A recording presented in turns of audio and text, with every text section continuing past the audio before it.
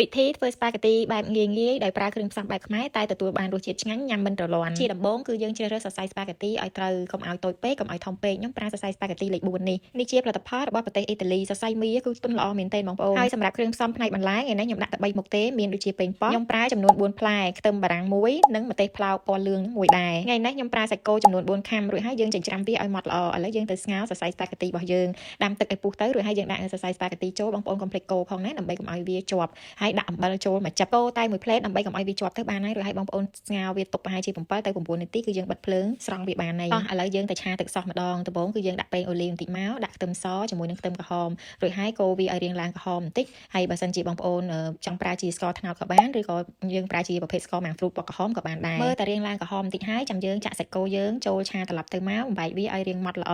រួចហើយមកដាក់គ្រឿងខ្ញុំប្រើប្រេងខ្យង2ស្លាបព្រាបាយប្រើទឹកម្ទេស4ស្លាបព្រាបាយទឹកប៉េងប៉ោះ4ស្លាបព្រាបាយម្សៅស៊ុបខ្នុរអត់ប៊ីចេងចំនួន2ស្លាបព្រាកាហ្វេឆាត្រឡប់ទៅមកឲ្យចូលសាប់សាច់រាងល្អតិចហើយចាំយើងដាក់បន្លែចូលទាំងអស់ទៅតែម្ដងទឹកសោះបែបនេះហើយញ៉ាំទៅអត់ចេះតលាន់ទេហើយបើញ៉ាំអត់អស់ហើយអាចទុកនៅក្នុងទូទឹកកកបានប្រហែលជា2យប់អីទៀតណហាងយើងខ្ញុំមានលក់តាំងពីប្រភេទគ្រឿងទេសសុខភាពហើយនិងគ្រឿងទេសគីតូបើសិនជាបងប្អូនត្រូវការមួយណាគឺអាចឆាចូលកំងនៅក្នុងเพจបានមិនមែនមានលក់តែគ្រឿងទេសទេរបស់អីក៏ដោយឲ្យតែស្អាតឬក៏ខ្ញុំប្រើខ្លួនឯងទៅល្អគឺខ្ញុំយកមកលក់ជូនបងប្អូនហើយនិយាយមួយម៉ាត់ទៅឲ្យតែរបស់ល្អគឺខ្ញុំយកមកលក់ទាំងអស់